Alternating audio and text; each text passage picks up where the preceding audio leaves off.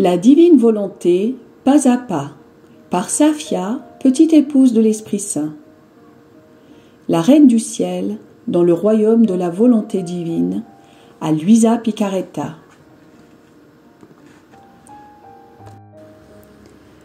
Prière quotidienne à la Reine céleste. Au nom du Père qui m'a créé, et du Fils qui m'a racheté, et du Saint-Esprit qui me sanctifie. Amen. Fiat voluntas tua. Reine immaculée, ô céleste maman, en ce mois qui t'est consacré, je me place sur tes genoux maternels, m'abandonnant entre tes bras comme ton enfant chéri, et te demandant avec véhémence la plus grande de toutes les grâces, celle que tu m'admettes à vivre dans le royaume de la divine volonté. Sainte Maman, toi qui es la reine de ce royaume, permets que je vive en tant que ton enfant, que ce royaume soit rempli de tes enfants.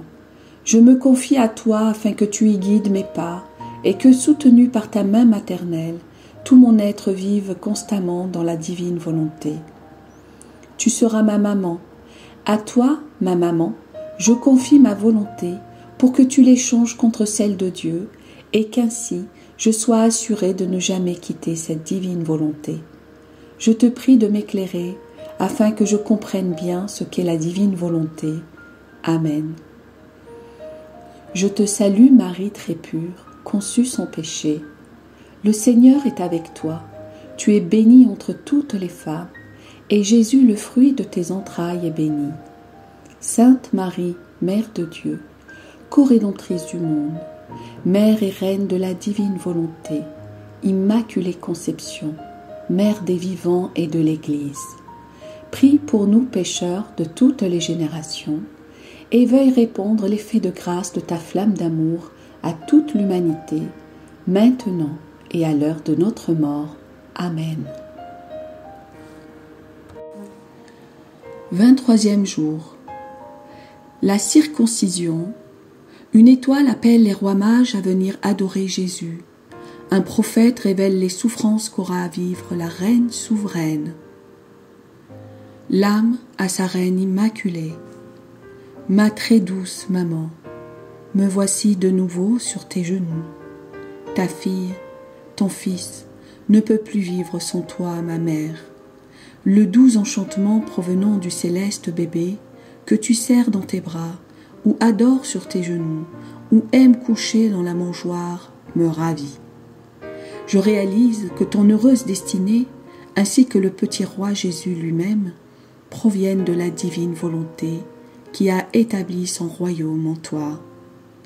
Ô maman, promets-moi que tu utiliseras ta puissance pour former en moi le royaume de la divine volonté.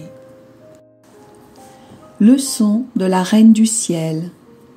Ma chère fille, mon cher fils, comme je suis heureuse de t'avoir auprès de moi et de pouvoir t'enseigner comment le royaume de la divine volonté peut s'étendre à toutes choses.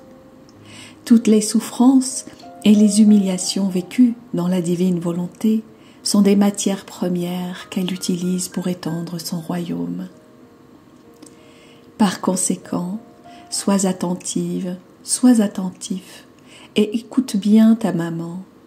Je continuais de demeurer dans la grotte de Bethléem avec Jésus et Saint Joseph, comme nous étions heureux, par la présence du divin enfant et par la divine volonté opérante en nous.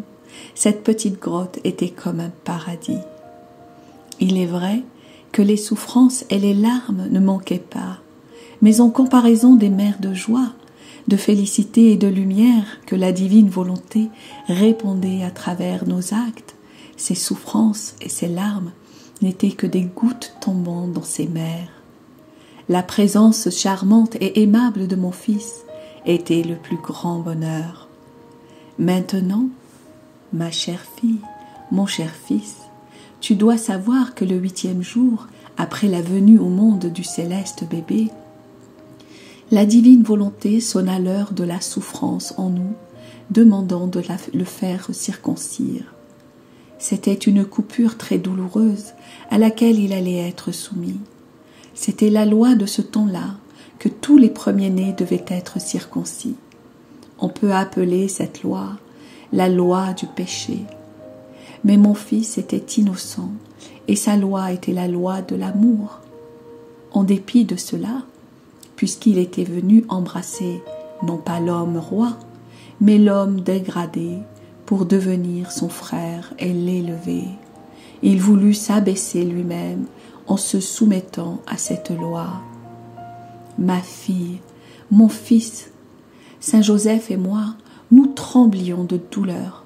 Cependant, sans hésiter, nous avons appelé le ministre et l'enfant Jésus fut circoncis par cette coupure douloureuse. À cette souffrance cruelle, bébé Jésus pleura et se jeta dans mes bras en me demandant de l'aide. Saint Joseph et moi, nous mélangions nos larmes avec les siennes. Nous avons cueilli le premier sang que Jésus venait de verser, par amour pour les créatures, et avons donné à l'enfant le nom de Jésus, ce nom puissant qui ferait trembler le ciel et la terre, et même l'enfer, et qui deviendra un baume de guérison pour chaque cœur. Mon cher fils s'est soumis à cette coupure pour guérir la profonde coupure faite à l'homme par la volonté humaine, ainsi que les blessures résultant de la multitude des péchés que le venin de la volonté humaine produit dans les créatures. Chaque acte fait avec sa volonté humaine est une coupure qu'on s'inflige, une plaie qui s'ouvre. Le céleste bébé, par sa coupure douloureuse, a préparé le remède pour la guérison de toutes les blessures des créatures. Une autre surprise pour nous, une étoile nouvelle brilla dans le ciel. Par sa lumière, elle était à la recherche d'adorateurs pour les amener au petit bébé Jésus pour l'adorer. 3 personnes éloignées l'une de l'autre furent rejointes par cette lumière et investies d'une lumière surnaturelle. Elles suivirent l'étoile qui les conduisait à la grotte de Bethléem, au pied du céleste bébé. Quel ne fut pas l'étonnement de ces 3 rois mages quand ils reconnurent en l'enfant le roi du ciel et de la terre, celui qui venait pour aimer et sauver toute l'humanité.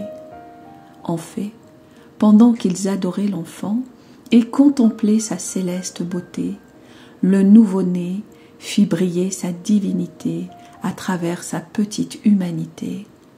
La grotte se transforma en un paradis, si bien que les rois mages ne pouvaient plus se détacher des pieds du divin enfant, jusqu'à ce que la lumière de sa divinité revienne à l'intérieur de son humanité. Et moi, exerçant mon rôle de mère, je leur parlais longuement de la descente du Verbe et les fortifiais dans la foi, l'espérance et la charité, symbolisées par les cadeaux qu'ils offraient à Jésus. Remplis de joie, ils retournèrent dans leurs régions respectives pour y être les premiers propagateurs de la bonne nouvelle. Ma chère fille, mon cher fils, reste à mes côtés et suis-moi partout.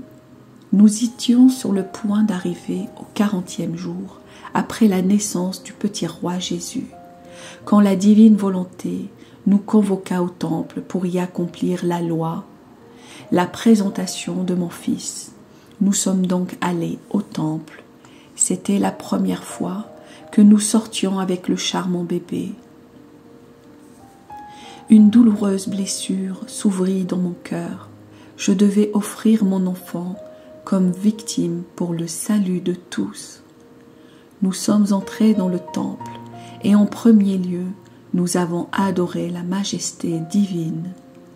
Ensuite, nous avons appelé le prêtre et en déposant l'enfant dans ses bras, je fis l'offrande du bébé céleste au Père éternel en sacrifice pour le salut de tous. Le prêtre se nommait Siméon. Quand j'ai déposé Jésus dans ses bras, il a reconnu en lui le Verbe divin.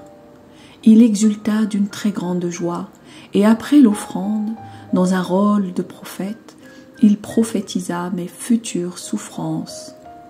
Oh, comme la majesté suprême donna un grand coup à mon cœur maternel en m'apprenant la tragédie de toutes les souffrances qu'allait vivre mon petit enfant. Mais ce qui me transperça le plus, ce furent les paroles du saint prophète. Cet enfant sera le salut et la ruine de beaucoup et sera un signe de contradiction.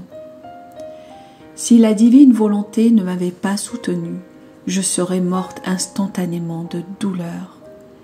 Mais elle me conserva la vie et se servit de cet événement pour former en moi le royaume des douleurs à l'intérieur du royaume de la divine volonté. Outre le rôle de mère que j'exerçais pour tous, j'acquis aussi le rôle de mère et reine des douleurs.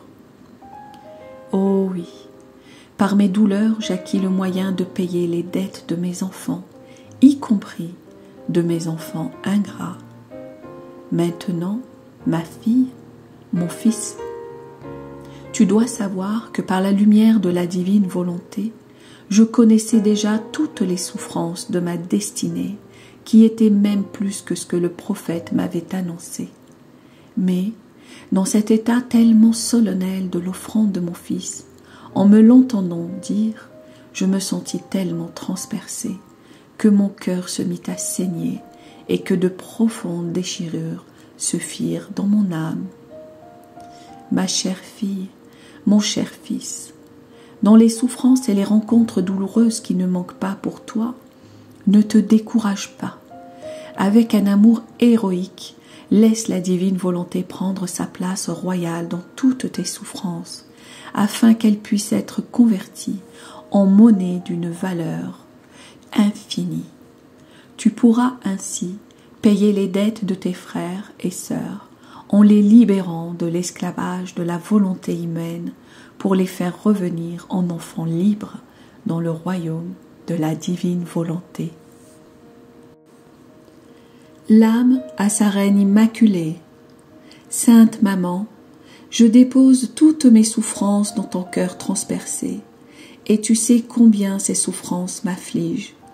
Sois une mère pour moi, et verse dans mon cœur le baume de tes souffrances, pour que je sache utiliser mes souffrances comme des petites pièces de monnaie, me permettant de conquérir le royaume de la divine volonté. Petite pratique. Pour m'honorer aujourd'hui, tu viendras dans mes bras pour que je puisse verser en toi les premières gouttes de sang versées par le bébé céleste, afin de guérir les blessures causées en toi par ta volonté humaine. Et tu feras 3 actes d'amour pour atténuer les douleurs de la coupure faite au petit bébé Jésus. Oraison jaculatoire. Ma maman, verse tes souffrances dans mon âme et convertis toutes mes souffrances en volonté de Dieu. Amen. Fiat voluntas tua.